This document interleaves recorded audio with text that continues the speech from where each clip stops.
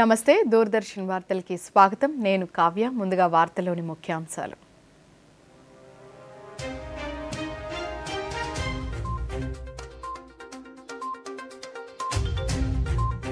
జార్ఖండ్లోని ధన్బాద్లో IIT ISM స్నాతకోత్సవంలో పాల్గొన్న రాష్ట్రపతి ద్రౌపది ముర్ము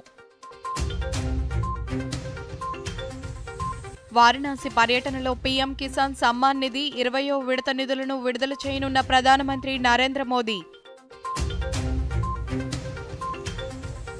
P4 పథకం ద్వారా రాష్ట్రంలో పేదరిక నిర్మూలనకు పాటుపడుతున్నామన్న ముఖ్యమంత్రి నారా చంద్రబాబు నాయుడు 71వ జాతీయ చలనచిత్ర అవార్డుల్లో ఉత్తమ తెలుగు చిత్రంగా భగవంత్ కేసరి కాకినాడలో ఘనంగా ప్రారంభమైన జాతీయ జూనియర్ మహిళల హాకీ ఛాంపియన్షిప్ పోటీలు వార్తల్లోని వివరాలు చూద్దాం. దేశ సమగ్ర అభివృద్ధిలో ఐఐటి ఐఎస్ఎం కీలక పాత్ర పోషిస్తుందని రాష్ట్రపతి ద్రౌపది ముర్ము అన్నారు. ధన్బాద్లోని Indian Institute of Technology Indian School of Mines 45వ స్నాతకోత్సవంలో ముర్ము పాల్గొన్నారు. ఈ సందర్భంగా ఆమె మాట్లాడుతూ అద్భుతమైన ఇంజనీర్లు పరిశోధకులను సిద్ధం చేయటమే కాకుండా ఐఐటి ఐఎస్ఎం సున్నితమైన ఉద్దేశపూర్వక నిపుణులను కూడా సృష్టించాలని పేర్కొన్నారు.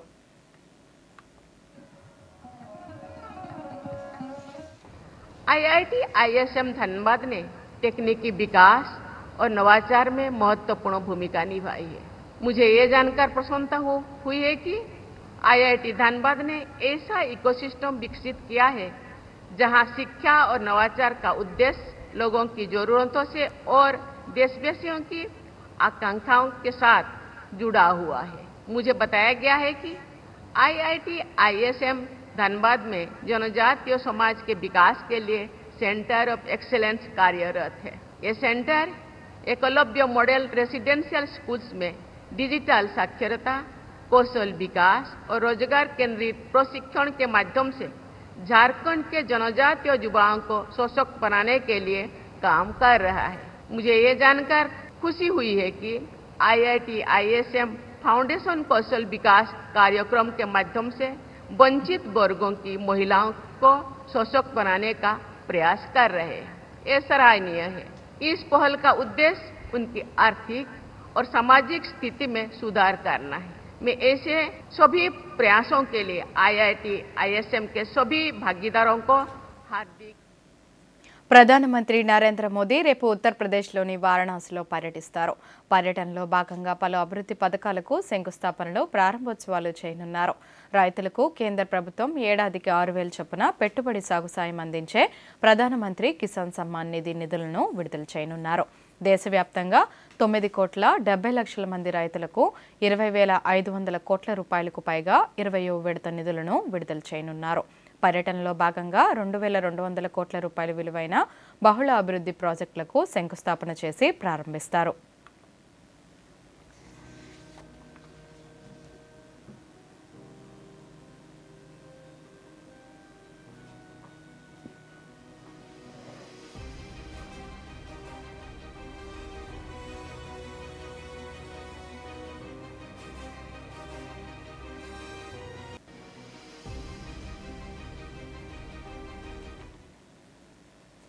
కడప జిల్లాలోని గండికోట ప్రాంతాన్ని పర్యాటకంగా అభివృద్ధి చేసేందుకు కృషి చేస్తున్నామని ముఖ్యమంత్రి నారా చంద్రబాబు నాయుడు అన్నారు.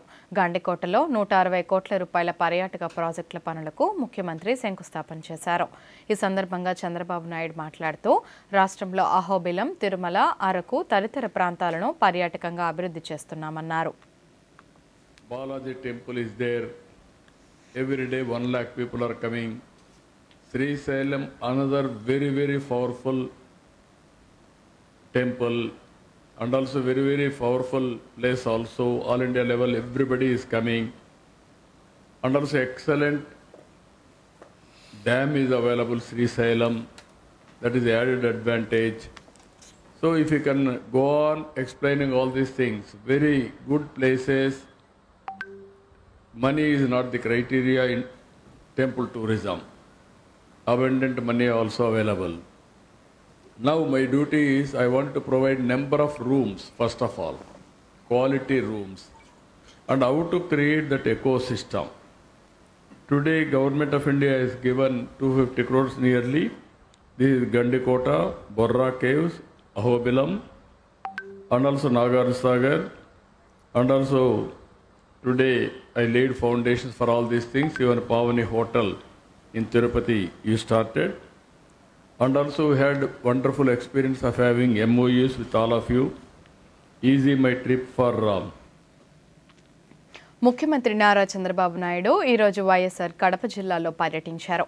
జమ్మలమడుగులో ఎన్టీఆర్ భరోసా పథకం, సామాజిక పెన్షన్ల పంపిణీ, పేదల సేవలో ప్రజావేదిక P4 కార్యక్రమంలో పాల్గొన్నారు. ఈ సందర్భంగా చంద్రబాబు నాయుడు మాట్లాడుతూ రాష్ట్రాన్ని అన్ని రంగాల్లో అభివృద్ధి చేసేందుకు తమ ప్రభుత్వం కట్టుబడి ఉందన్నారు.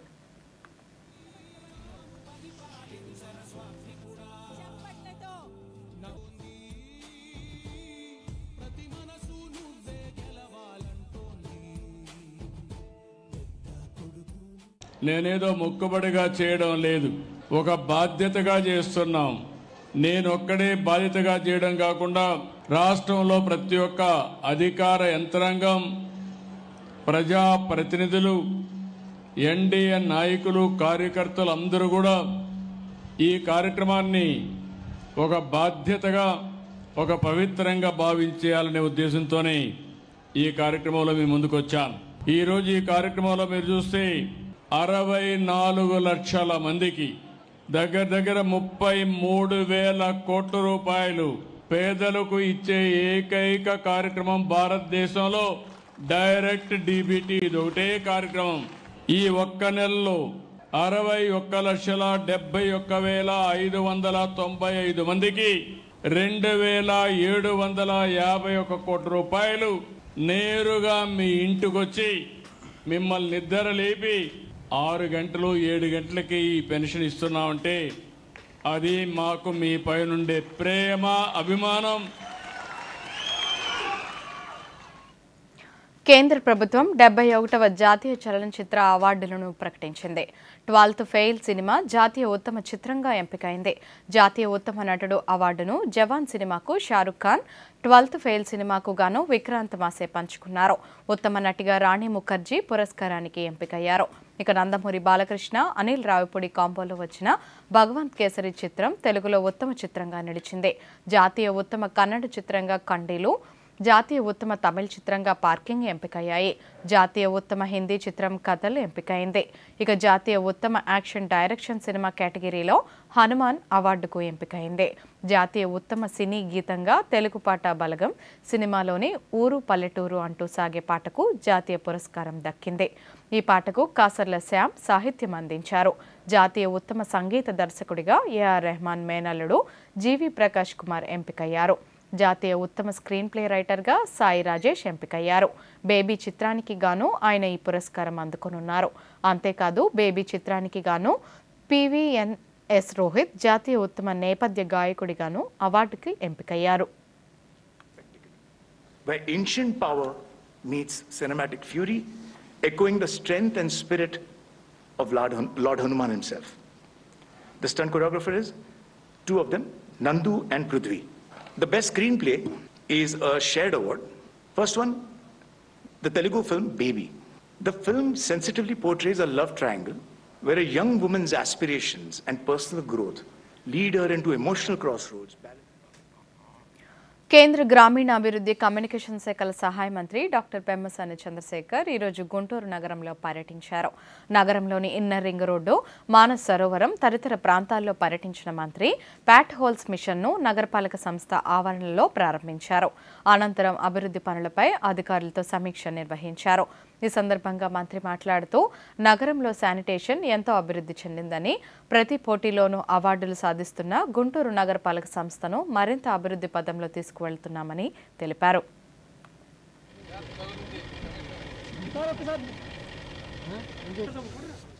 అరౌండ్ ఆగస్టు 9th తర్వాత కంప్లీట్గా ఈ బ్రిడ్జిని ఆపేయాలనేటువంటి ఒక plan. Electric poles shifting issues ఇవన్నీ కూడా ఉన్నాయి. అవన్నిటిని 1 by 1 క్లీన్ చేసుకుంటూ వస్తూ ఉన్నాం. ఇన్నర్ రింగ్ రోడ్ phase 3 వచ్చేటప్పటికి ఇందులో 3-4 ఇష్యూస్ ఉన్నాయి. టెండర్స్ వచ్చేటప్పటికి రేపు 7వ తారీఖు టెండర్స్ కంప్లీట్ అవుతాయి. అది కూడా అయిపోతే మోస్ట్ లైక్లీ సెప్టెంబర్లో inner ring road phase 3 work start చేయాలని. అంటే మొదటిసారిగా అందరు ఎమ్మెల్యేలు కార్పొరేటర్లు అందరూ కూడా శానిటేషన్ ఇంప్రూవ్ అయిందని చెప్పి అందరూ ఆనందంగా చెప్పారు. మొదటిసారి వన్ ఇయర్లో రేషనలైజేషన్ చేయటం, ఎక్స్ట్రా వర్కర్స్ని తీసుకురావటం, ప్రతి వార్డుకి ఒక ట్రాక్టర్ని అలొకేట్ చేయటం, అడిషనల్ డస్ట్బిన్స్ పెట్టడం, కార్పొరేటర్స్ని ఇన్వాల్వ్ చేయటం, ఇవన్నీ చేయటం వల్ల ఈ రోజున శానిటేషన్ చాలా వరకు ఇంప్రూవ్ అయింది. రాష్ట్రంలో కానిస్టేబుల్ పరీక్ష ఫలితాలను రాష్ట్ర హోంమంత్రి వంగలపూడి అనిత, డీజీపీ హరీష్ కుమార్ గుప్తా ఈరోజు గుంటూరు జిల్లా మంగళగిరిలోని డీజీపీ కార్యాలయంలో విడుదల చేశారు. ఈ సందర్భంగా వారు మీడియాతో మాట్లాడుతూ 6100 పోస్టులకు సంబంధించి ఫలితాలు విడుదల చేసినట్లు పేర్కొన్నారు. రానున్న 9 నెలల్లో వారికి పోస్టింగ్ ఇస్తామని స్పష్టం చేశారు.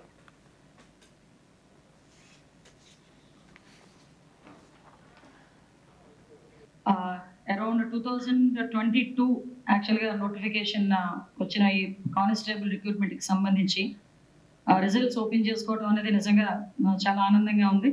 దీనికి సంబంధించి ఓవరాల్గా 6100 పోస్టులకి సంబంధించి ఆ రోజు నోటిఫికేషన్ జారీ అయింది. దానిలో సివిల్ పీసీస్ 3580 అండ్ ఏపీఎస్పీ 2520 మంది. దాని తర్వాత దానికి యాక్సిటీస్గా మనం ఫైనల్ టెస్ట్ పెట్టేసరికి 33,921 క్వాలిఫై అయ్యారండి ఫైనల్ టెస్ట్ కూడా. అందులోని మనం ఈరోజు 6024 రిక్రూట్మెంట్కి సంబంధించి రిజల్ట్ ఈరోజు ఓపెన్ చేస్తున్నాం. ఈరోజు మీ అందరికీ తెలుసు, పోలీస్ డిపార్ట్మెంట్ అంటేనే ఒక ప్రతిష్టాత్మకమైన డిపార్ట్మెంట్. ప్రజలకు సేవ చేసుకునే దానికి ఒక వేదికగా భావించే పరిస్థితి. చాలా మందికి పోలీస్ డిపార్ట్మెంట్లో పనిచేయడం అనేది కూడా చాలా ప్యాషనెట్గా చేస్తారు. దాంట్లోనే ఎన్నో రోజులు వెయిట్ చేసినప్పటికీ కూడా అదే డిపార్ట్మెంట్లో పనిచేయాలని చాలా మంది ఉత్సుకత కూడా చూపిస్తుంటారు. వాళ్ళందరికీ కూడా ఎప్పుడైతే ఈ రోజు రిజల్ట్కి వచ్చిన వీళ్ళందరికీ కూడా సెప్టెంబర్ 1 నుంచి ట్రైనింగ్ కూడా స్టార్ట్ అవుతుంది. అరౌండ్ 9 monthsలో ట్రైనింగ్ కంప్లీట్ చేసుకొని వాళ్ళకి కూడా. విజయవాడ రైల్వే స్టేషన్లో స్వచ్ఛతా అభియాన్ కార్యక్రమం ఈరోజు ఉత్సాహంగా జరిగింది. డిఆర్ఎం మోహిత్ సోనాకియా ఆధ్వర్యంలో రైల్వే అధికారులు, సిబ్బంది, స్కౌట్స్ అండ్ గైడ్స్, విద్యార్థులు స్టేషన్ క్లాక్ టవర్ దగ్గర స్వచ్ఛతా ప్రతిజ్ఞ చేశారు. అనంతరం మొక్కలు నాటే కార్యక్రమాన్ని నిర్వహించారు. ఆ పైన స్వచ్ఛతపై అవగాహన కల్పించే ప్రయత్నంలో భాగంగా రైల్వే స్టేషన్ పరిసర ప్రాంతాల్లో ర్యాలీ నిర్వహించి పలు చోట్ల చిన్న చిన్న నాటికలను విద్యార్థులు ప్రదర్శించారు. ఈ కార్యక్రమంలో డివిజన్ ఏడీఆర్ఎం పిఈ ఎడ్విన్, ఇతర అధికారులు, సిబ్బంది పాల్గొన్నారు.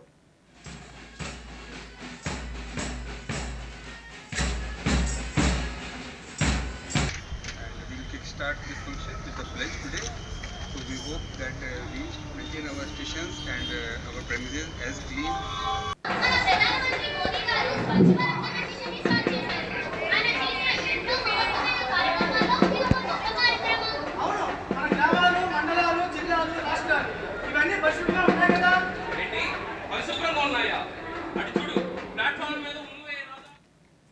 అమరావతిని అంతర్జాతీయ స్థాయి నగరంగా నిర్మించేలా అవసరమైన పద్ధతులపై రాష్ట్ర పురపాలక పట్టణాభివృద్ధి శాఖ మంత్రి పి నారాయణ అధ్యయనం చేస్తున్నారు. గత 6 రోజులుగా సింగపూర్లో మంత్రి నారాయణ పర్యటిస్తున్నారు. శుక్రవారం సింగపూర్లోని ఏఎల్బీఏ వేస్ట్ మేనేజ్మెంట్ ప్లాంట్ను సిఆర్డీఏ కమిషనర్ కన్నబాబుతో కలిసి మంత్రి నారాయణ పరిశీలించారు. ఈ ప్లాంట్లో ఘన వ్యర్థాలను వివిధ రూపాలుగా మార్చనున్నారు. ఇళ్లు, పరిశ్రమల నుంచి సేకరించిన ఘన వ్యర్థాలను అధునాతన సాంకేతికతతో తయారు చేసిన వాహనాల్లో ఈ ప్లాంట్కు తరలిస్తారు. ఇక్కడ ప్లాస్టిక్ రీసైక్లింగ్తో పాటు ఎలక్ట్రానిక్ వ్యర్థాలను రీసైక్లింగ్ చేయనున్నారు. మిగిలిన ఘన వ్యర్థాలను వేస్ట్ టు ఎనర్జీగా మార్చుతున్నారు. వ్యర్థాల సేకరణ నుంచి వాటిని రీసైక్లింగ్ చేసే వరకు ఎలాంటి పద్ధతులు అవలంబిస్తున్నారనేది సింగపూర్ అధికారులు వివరించారు.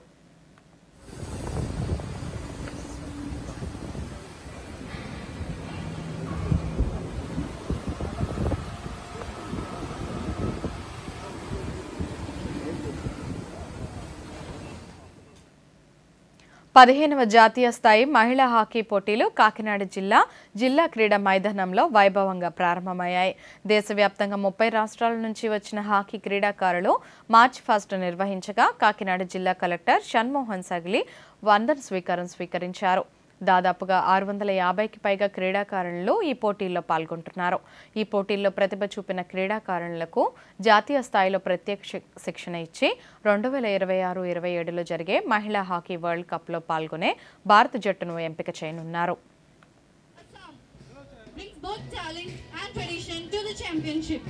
infrastructure and school level hockey promotion.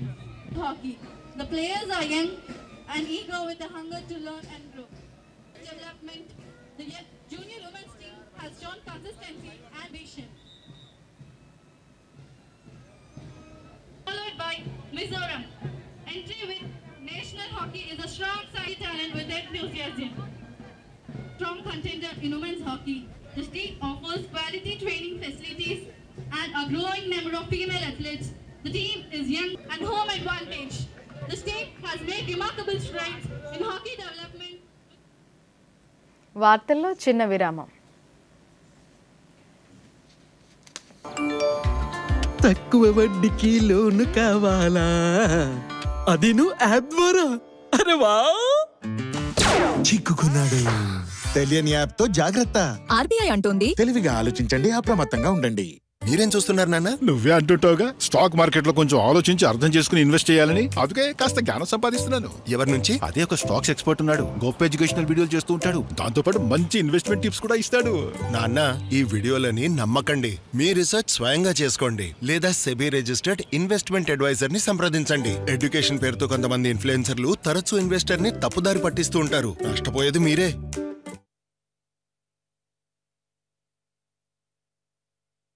जन जन का रखे ध्यान, टीबी मुक्त भारत अभियान।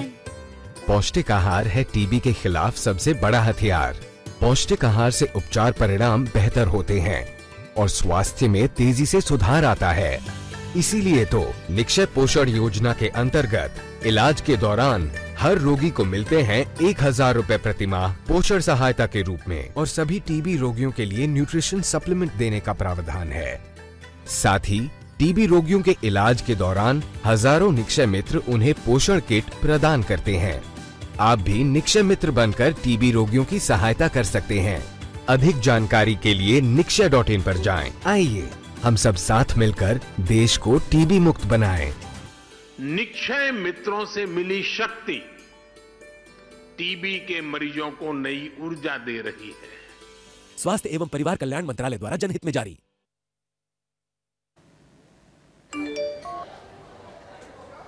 వీడియో లైక్ కొడితే డబ్బులు వస్తాయా? ఇంత తెలియకనా? చిక్కుకున్నాడు. తెలియని లింక్స్ ని క్లిక్ చేయకండి. ఆర్బీఐ అంటోంది తెలివిగా ఆలోచించండి, అప్రమత్తంగా ఉండండి. Back to news. Vijayawada division senior divisional commercial మేనేజర్గా బి ప్రశాంత్ కుమార్ ఈరోజు బాధ్యతలు స్వీకరించారు. అంతకుముందు ప్రశాంత్ కుమార్ ఇదే డివిజన్లో సీనియర్ డివిజనల్ సేఫ్టీ అధికారిగా పనిచేశారు. ఇప్పటి వరకు Vijayawada divisional senior divisional commercial మేనేజర్గా పనిచేసిన రాంబాబు వావిలపల్లి డివిజన్లో సీనియర్ డివిజనల్ సేఫ్టీ ఆఫీసర్గా బాధ్యతలు స్వీకరించారు.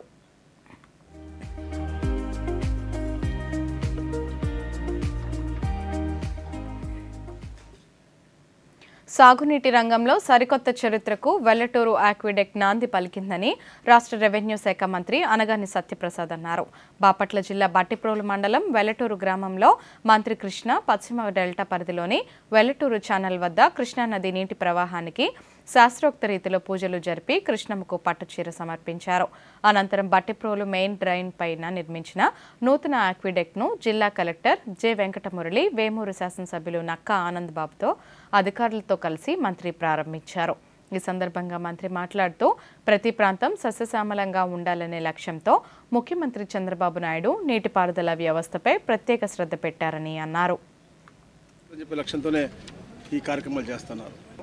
శంకుస్థాపన చేసిన 3 నెలల్లోనే 3 నెలల లోపే 75 రోజుల్లోనే ఇది వాళ్ళ ఓపెన్ చేసుకోవడం అంటే నిజంగా చాలా సంతోషమైనటువంటి అంటే పాజిటివ్ గవర్నెన్స్కి నిదర్శనం అని చెప్పి కూడా తెలియజేస్తుంది. దాదాపుగా 10,75 లక్షల వ్యయంతో ఈ అద్భుతమైన కట్టడం. దీని ద్వారా దాదాపు 35,000 ఎకరాల ఈ నియోజకవర్గంలో 2 నియోజకవర్గాల్లో రైతులు లబ్ధి పొందుతారు. అంటే రైతులు ఎప్పుడు హ్యాపీగా ఉండాలని లక్ష్యంతోనే గవర్నమెంట్ పనిచేస్తామని చెప్పడానికి ఎలా అయితే కేంద్రం వారి యొక్క షేర్ ఇస్తా ఉందో పూర్తిగా, ఎందుకంటే గత పాలకులు 12,500 ఇస్తా చెప్పి 7,500 ఇచ్చారు. కానీ మేము 20,000 ఇస్తామో తప్పకుండా ఏదైతే కేంద్ర ప్రభుత్వం.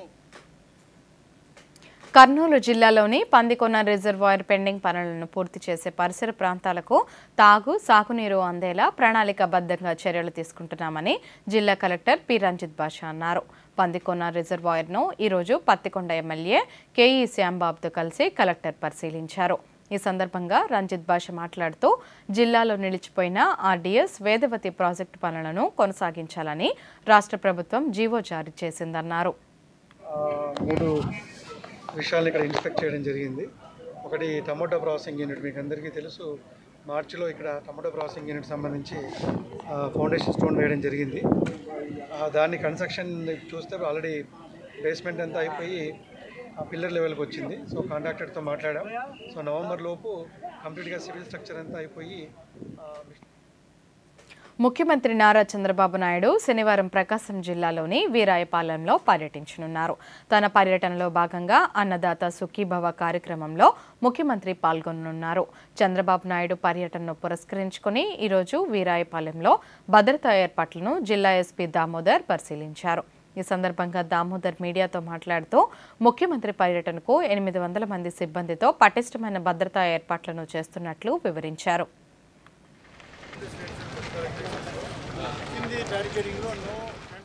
రేపు మన గౌరవ ముఖ్యమంత్రి గారు ఈస్ట్ వీరాయపాలెంకి విచ్చేస్తున్నారు. అన్నదాత సుఖీభవ అనే కార్యక్రమానికి ఇక్కడ దర్శి కాన్స్టిట్యున్సీలో ఇక్కడ నుంచి ప్రారంభిస్తున్నారు. ఇక్కడ రైతులతో ఒక ప్రోగ్రామ్ ఉంటుంది. రేపు మార్నింగ్ ఇక్కడ ల్యాండ్ అయిన తర్వాత హెలికాప్టర్ ఇక్కడ ల్యాండ్ అయిన తర్వాత హెలిప్యాడ్లో డైరెక్ట్గా ఇక్కడి నుంచి అన్నదాత సుఖీభవ ప్రోగ్రామ్ అరేంజ్ చేస్తున్నటువంటి వెన్యూ దగ్గరికి వెళ్తారు. రైతులతో అక్కడ ముచ్చటించిన తర్వాత ఆ ప్రోగ్రామ్ కార్యక్రమాలన్నీ అయిన తర్వాత తిరిగి వస్తున్నప్పుడు మధ్యలో కేంద్ర రక్షణ శాఖ మంత్రి రాజ్నాథ్ సింగ్ ఈరోజు న్యూఢిల్లీలో జరిగిన armed forces head quarters Indian civilian services డేలో పాల్గొన్నారు. ప్రతి సంవత్సరం ఆగస్టు 1వ తేదీన ఈ కార్యక్రమాన్ని నిర్వహిస్తారు. ఈ సందర్భంగా ఆయన మాట్లాడుతూ ఆపరేషన్ సింధూర్ సమయంలో రక్షణ మంత్రిత్వ శాఖలోని వివిధ విభాగాలు సమన్వయంతో సమర్థవంతంగా పనిచేశాయన్నారు.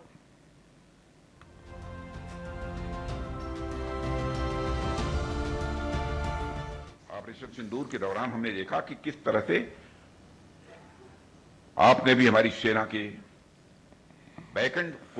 हमारी सेना को बैकएंड सपोर्ट दिया था. रक्षा मंत्रालय के अलग अलग डिपार्टमेंट ने भी अपनी నూతన ఉపరాష్ట్రపతి ఎన్నికకు షెడ్యూల్ను కేంద్ర ఎన్నికల సంఘం నేడు విడుదల చేసింది. సెప్టెంబర్ 9న నూతన ఉపరాష్ట్రపతి ఎన్నిక జరగనుంది. జగదీప్ ధన్కడ్ ఉపరాష్ట్రపతి పదవికి రాజీనామా చేయగా దాన్ని రాష్ట్రపతి ఆమోదించడంతో నూతన ఉపరాష్ట్రపతి ఎన్నిక అనివార్యమైంది. ఆగస్టు 7న నోటిఫికేషన్ విడుదల కానుండగా 21న నామినేషన్ దాఖలకు చివరి తేదీ, 22న స్క్రూటినీ ఉంటుంది. ఆగస్టు 25వ తేదీ వరకు నామినేషన్ ఉపసంహరణకు గడువు ఉంటుంది.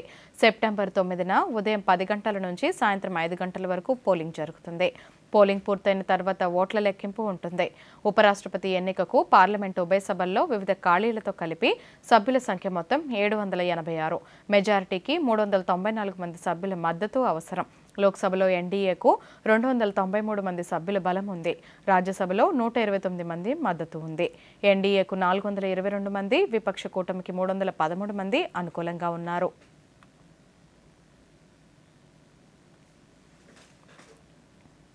దేశంలో జూలై నెల వసూళ్ల డేటాను కేంద్ర ప్రభుత్వం విడుదల చేసింది.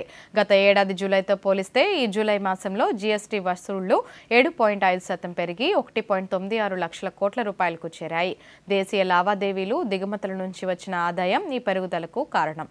అయితే ఇటీవల నెలలతో పోలిస్తే వృద్ధి కాస్త తక్కువగా ఉంది. 2025 ఏప్రిల్ జూలై మధ్య జీఎస్టీ వసూళ్లు 8.18 లక్షల కోట్ల రూపాయలుగా ఉన్నాయి. గత ఏడాది 7.39 లక్షల కోట్ల రూపాయలతో పోలిస్తే 10.7% పెరిగాయి. జూలైలో సెంట్రల్ జీఎస్టీ 35,470 కోట్ల రూపాయలు, స్టేట్ జీఎస్టీ 44,059 కోట్ల రూపాయలు, ఇంటిగ్రేటెడ్ జీఎస్టీ 103,536 కోట్ల రూపాయలు, సెస్ 12,670 కోట్ల రూపాయలు వసూలయ్యాయి.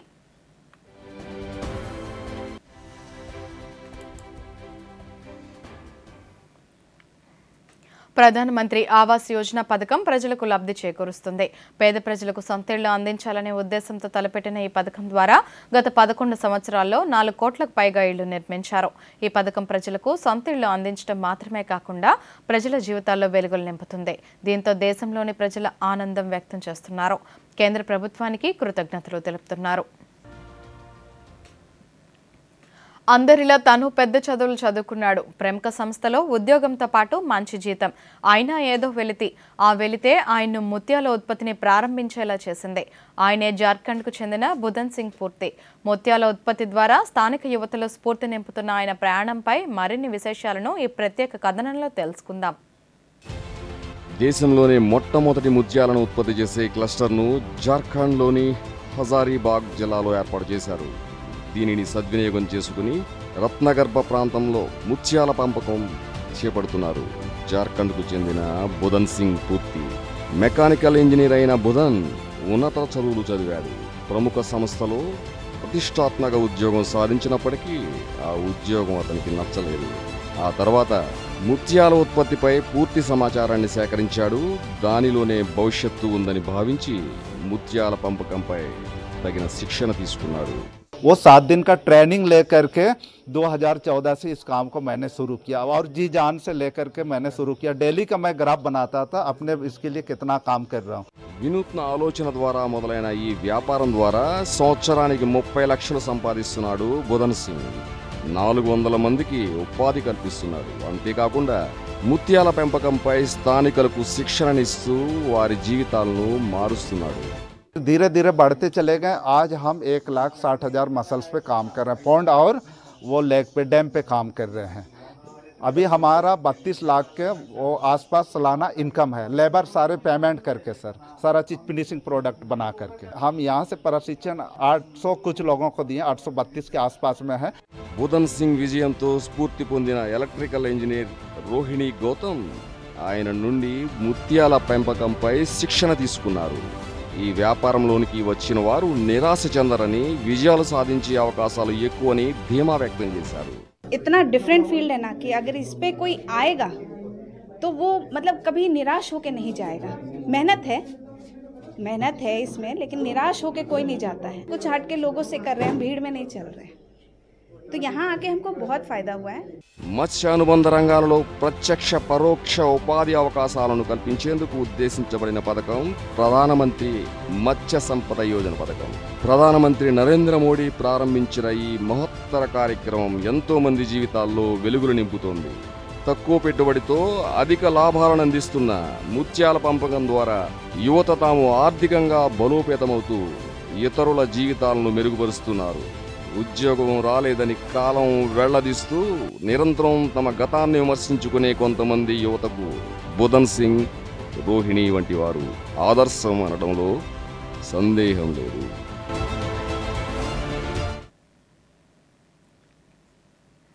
స్వాతంత్ర దినోత్సవం సందర్భంగా రాష్ట్రపతి భవన్లో జరిగే ఎట్ హోమ్ కార్యక్రమానికి తమిళనాడుకు చెందిన ఇంజనీరింగ్ విద్యార్థి బి విష్ణుధరన్కు ఆహ్వానం లభించింది.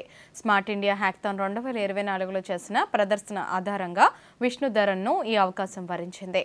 రాష్ట్రపతి ద్రౌపది ముర్మును కలిసేందుకు ఎంతో ఆసక్తిగా ఎదురుచూస్తున్నానని విష్ణుధరన్ తెలిపారు. ఈ సందర్భంగా భారత ప్రభుత్వానికి ఉన్నతాధికారులకు కృతజ్ఞతలు తెలిపారు. Sir, I feel actually very proud. This is a collective effort of like 3-6 members in my team. We had participated in Smart India Hackathon 2024 and there we had taken a problem statement given by government of India and there were 6 people working in that and 3 of us are here and I have got the opportunity to be here and I've got the invitation to meet Honorable President in the Rashtrapati Bhavan and 2 of my friends are also here and they are in their PGs and 3 of my friends who have participated in this are now in Tamil Nadu. Sir, I am actually very proud.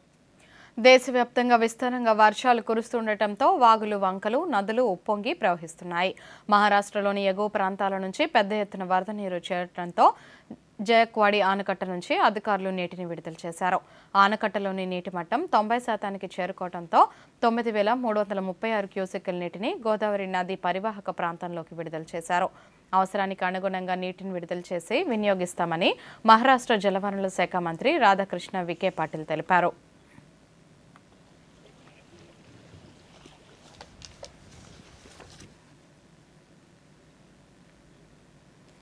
ఈ వార్తలు ఇంతటితో సమాప్తం. నమస్కారం.